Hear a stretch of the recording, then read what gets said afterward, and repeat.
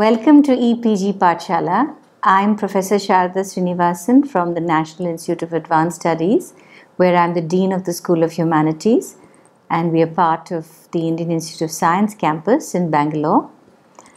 And as part of this EPG Pathshala module, I'll be talking on history of metal icons as part of the subject of Indian culture and art and architecture of India.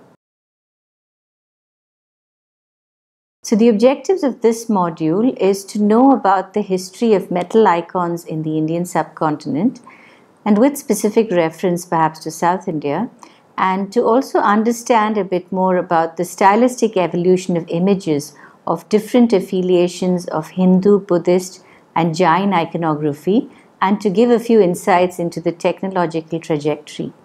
We've looked at more detail at Chola bronzes in another module, and this would aim to explore the other bronze casting techniques in various other regions to get a totality of the understanding of technology and stylistic aspects of metal icons in the subcontinent. So to delve into the historical background, the term icon is derived from the Greek word for an image, and it refers to a work of art which has a specific religious connotation or purpose. We find that going back to the Harappan sites of 2500 BC, there are numerous terracotta figurines which have broadly been labeled as mother goddess images, although we can't be sure what they actually were, such as from Mohenjo-daro, which suggest a widespread cult of perhaps a female divinity with some votive or ritual connotations.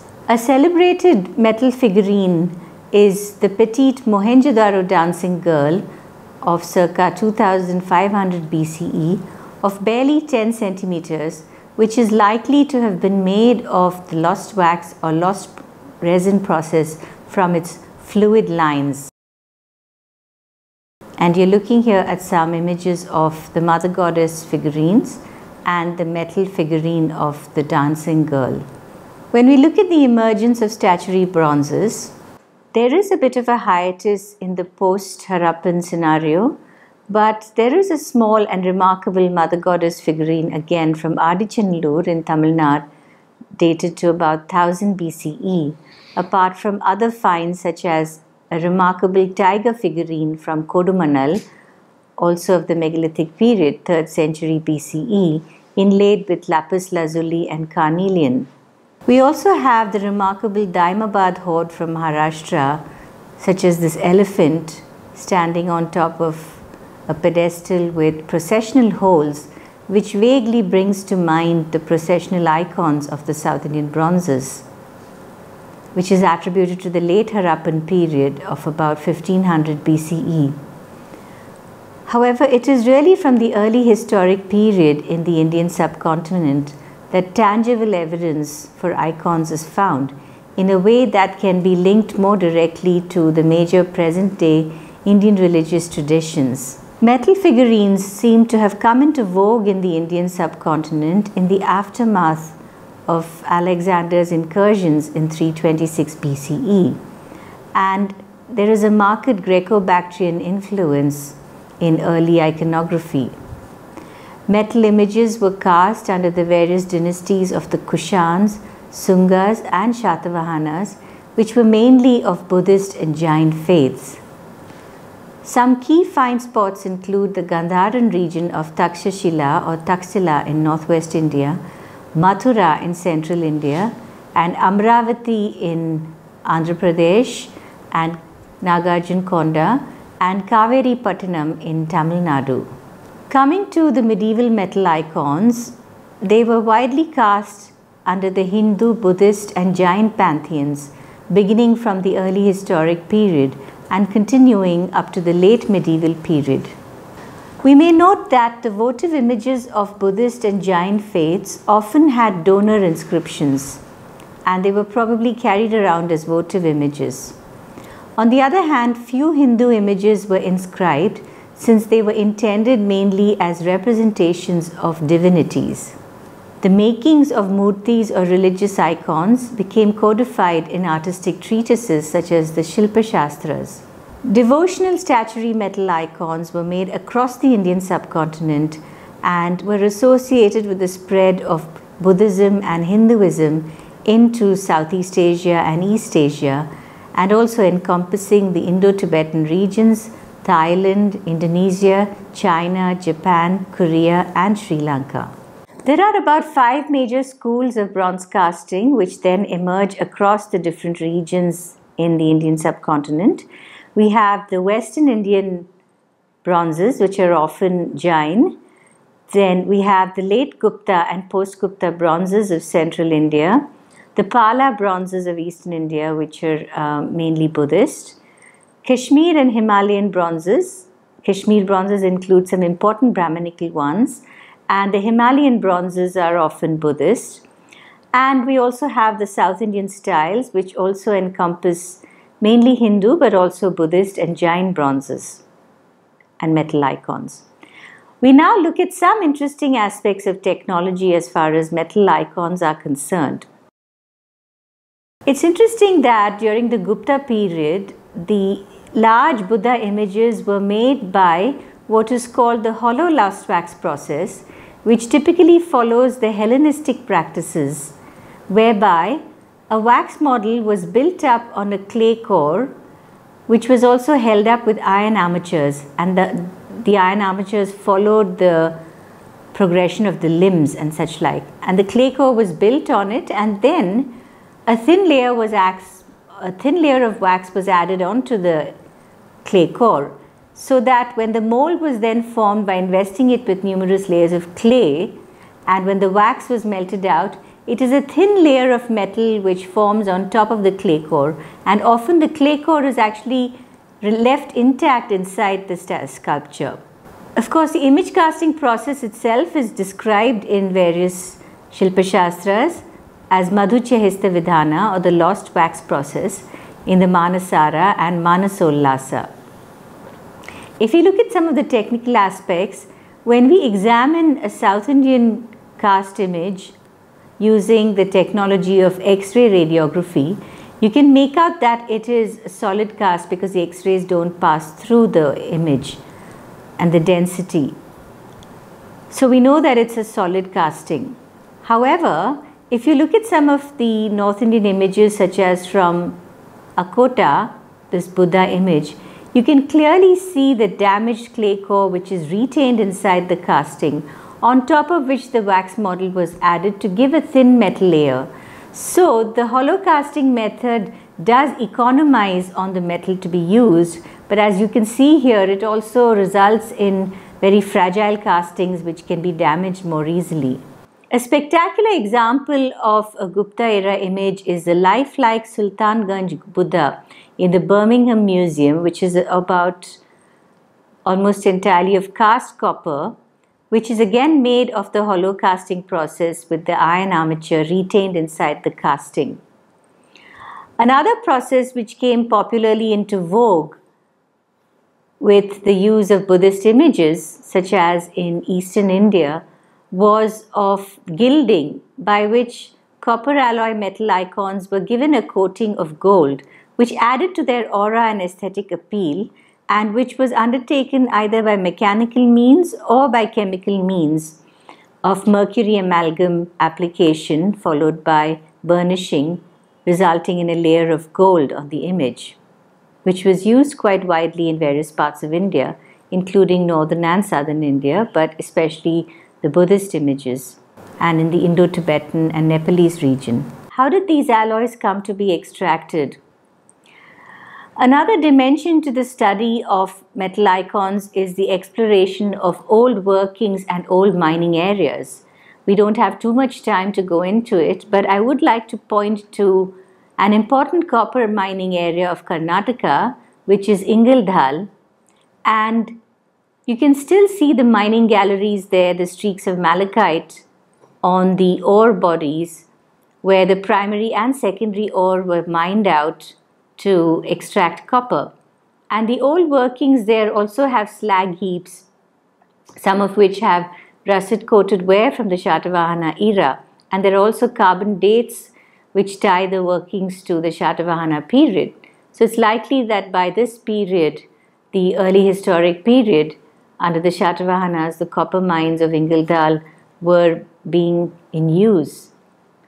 And I also show this slide to show what the actual metallic structure or metallurgical structure of the slag looks like. The slag is the waste product from smelting. It is a byproduct of the smelting process, whereby the metal, once it has been smelted as a liquid, it settles to the base of the furnace, and the slag, which contains all the impurities such as the lighter silica and siliceous material from the ore bodies, that tends to float on top of the metal, and that also contains certain solidified remnants of the metal, which we describe as metallic prills here. And here you can see the copper metal trapped in that, which also confirms that the metallurgical process of extraction of copper was being undertaken at this mining site. Looking at another aspect of technology, it's interesting that in the South Indian bronzes, the tin content never exceeded about 15%, which is very sensible because bronze becomes very brittle as you add more tin. On the other hand, you can see an image here of a Thai bronze which has 22% tin as cast, where the fingers look broken and damaged due to the brittleness caused by heightened bronze. However, as I have mentioned in another module, one must also note that there is already a very long-standing and skilled tradition in southern India, going back to megalithic times, of using bronze of a high tin content with 23% tin, whereby the brittleness of bronze was overcome by quenching it to get the beta phase of bronze, which had musical properties, and it improved the tensile strength of the bronze. So this extraordinary alloy was being used in parallel, whereas for the cast image, they were very sensibly using mainly leaded bronzes. And coming to technology and art, another interesting dimension is that the celebrated Nataraja bronze, which is usually attributed to the Chola period, was attributed to the Pallava period by the lead isotope analysis that I had undertaken to differentiate different groups of bronzes. And it's also interesting that if we look at the sculptural traditions, at Badami you have the dynamic depiction of Natesha in sandstone, where here Natesha is dancing in the Chatura Tandava pose. And from the Pallava period, you have a very small frieze at Siyamangalam, which shows Shiva dancing with the leg extended in the Bhujanga Trasita Karna. And as I mentioned, I identified a particular Pallava piece of Nataraja with the leg extended also in the Bhujanga Trasita Karna. And around this time, you also have the evocative verses of Manika Vachakar, which says, "Let us praise the Kutan who dances, creating, destroying this heaven, earth, and all else." We now come to the Jain bronzes, which were a very important aspect of the Indian artistic output. In Jainism, the practice of darshana, or being visually inspired by the act of seeing the divinity or the deva, was also important.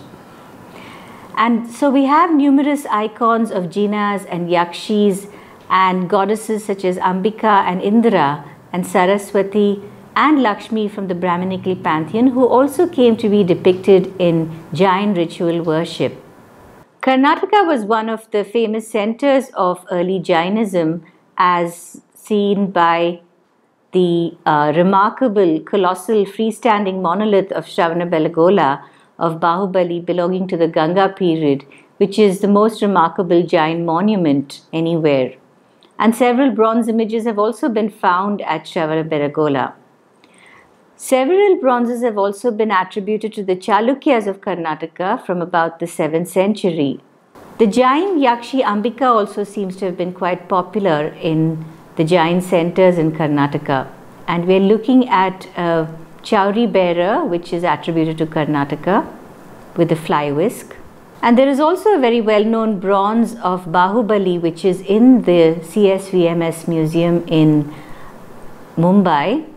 And This depicts Bahubali standing very erect, rather similar to the Shravanabelagola depiction, and with creepers entwined all around. And it does evoke the depiction that you see at Shravanabelagola of the Ganga period. The Digambara sect of Jainism was more popular in Karnataka and Tamil Nadu, which depicts the Tirthankara as sky-clad or without any clothes. But the bronzes of the Svetambara or white-clad sect have also come to light in Gujarat, such as of Shantinatha. Another important center of Jainism was in South Arcot district in Tamil Nadu of the late Chola period, where there are fine depictions of the goddess Ambika from Singanikuppam. Indeed, the Chola prince Kundavai was a well-known patroness of Jainism.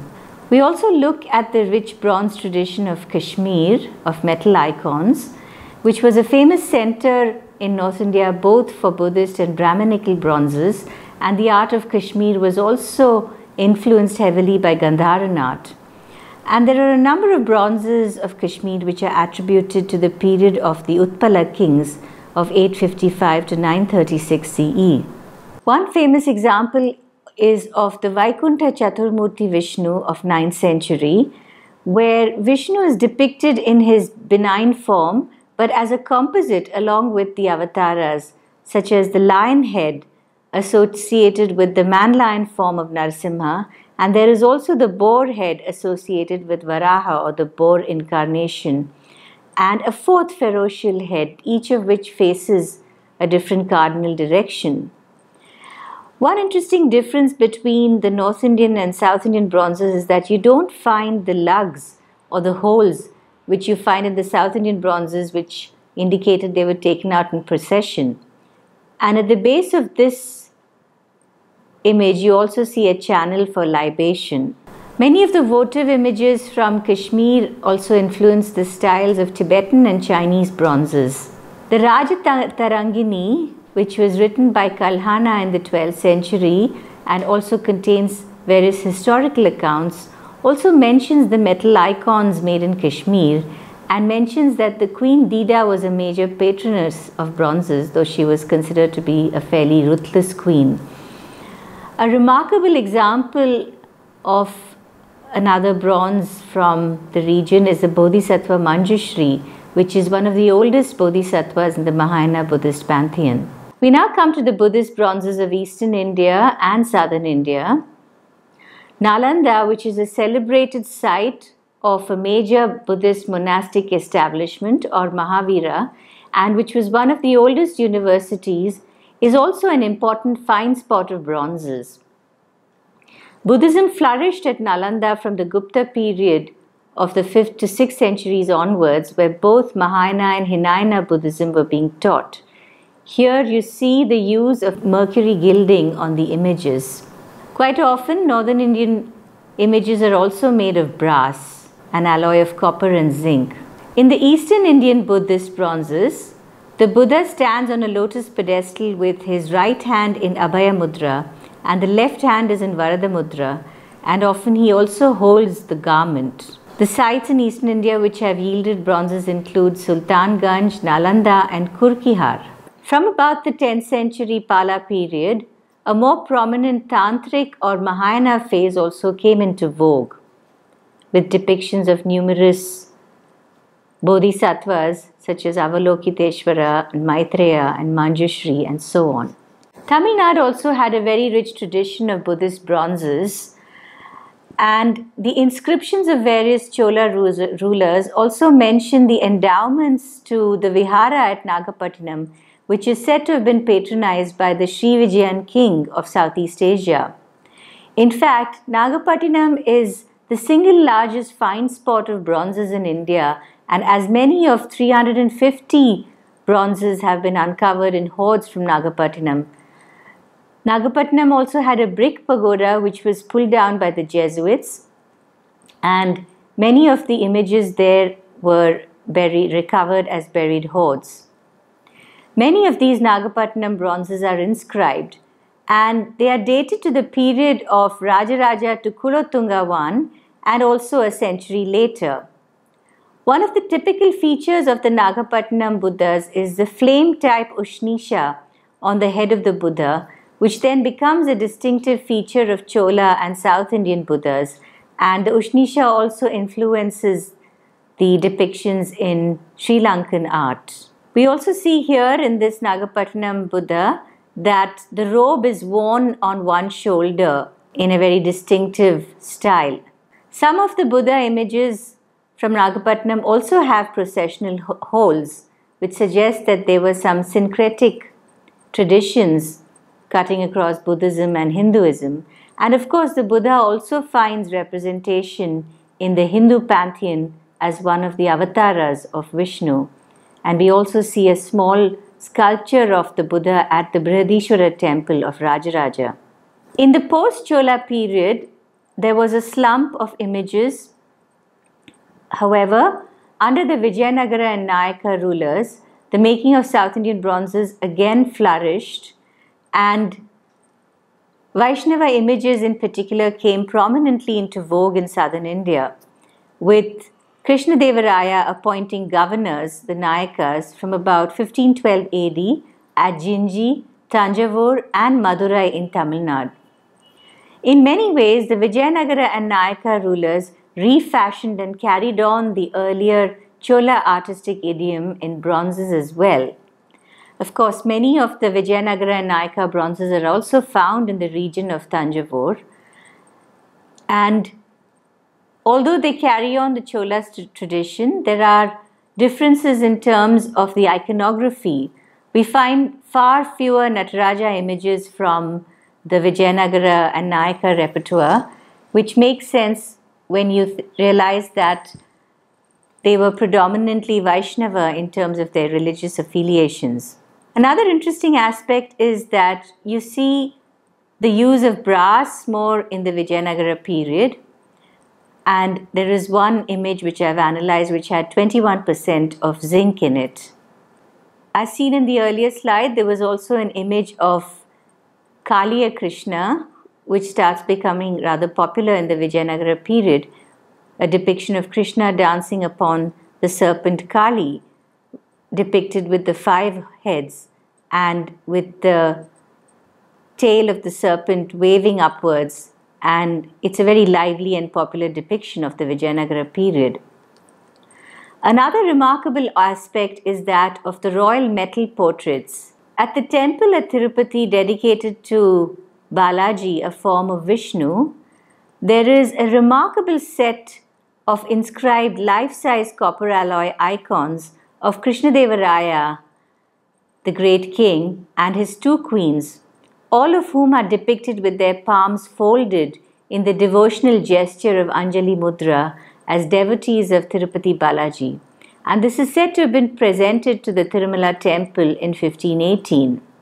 Krishnadevaraya, of course, ruled from his capital in Vijayanagara in Hampi, and it is a mark of his great dedication to Balaji that this set of icons was dedicated to that temple.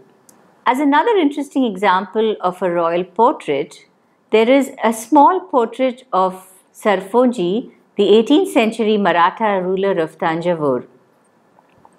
In this small gilded image, the Maharaja is depicted with his hands joined in the devotional Anjali Mudra, and he is attired in a choga garment with a sash over his shoulders reaching his knees and a Maratha-style turban on his head. This is quite interesting because although we do have bronzes in the later Nayaka and Maratha period of the 18th century, many of them, of course, follow the broader conventions of South Indian bronze casting and iconography and the talamana proportions therein. However, this one is more naturalistic and is quite different in that it actually tries to depict the Maratha king as he would have been with his particular attire and turban, examples of which one would find perhaps more in miniature paintings. And it's also interesting that the base has holes which are similar to those for taking South Indian religion's icons out in procession, suggesting a deified role for the ruler, which was something we also saw in the case of processional icons being made, which were said to have been representations of the Chola queen Sembian Mahadevi. So there is a link here between royalty and divinity which endures over the ages. In summary, we have seen that there is a diverse and lively metal icon making tradition and metal figurine making tradition in the Indian subcontinent. And apart from the classical tradition, there are also several folk bronzes and lively folk and tribal bronzes made in different parts of India, which fell out of the normal agamic traditions but have also formed a very important part of Indian metallurgical heritage. And these traditions and conventions have carried on over several centuries into the present day, though unfortunately, as with other metalworking practices, several of these artisanal traditions are on the decline and need to be supported so that they can continue into future generations. You can read more in the e-text and the list of references given with the accompanying text. Thank you.